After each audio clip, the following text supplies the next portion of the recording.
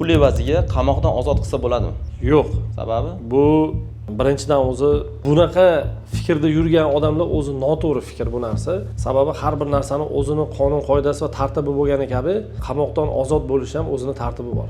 Belgilangan deylik, misol uchun o'sha ma'lum bir vaqtga ozodlikdan mahrum qilingan shaxs Jinoyat kodeksi va Jinoyat protsessual kodeksida belgilangan normalar bo'yicha jazoni o'tab bo'lganidan so'ng jazo etish muassasalaridan ozod etiladi. Bordi-yu qanaqadir pul evaziga yoki deylik bu savol anaqa desa ham bo'ladi, pora evaziga desak ham bo'ladi. Sababi pora evaziga hozir qamoqdan ozod qilsak bo'ladimi deganlar.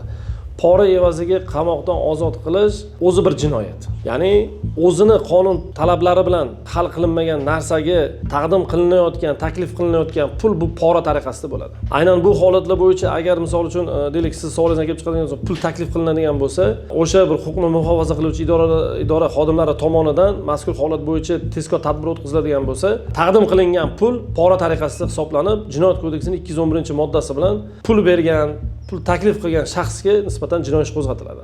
Va jinoyat yakuni bo'yicha sudning hukmiga ko'ra taqdim qilingan pul davlat hisobiga musodara qilinadi.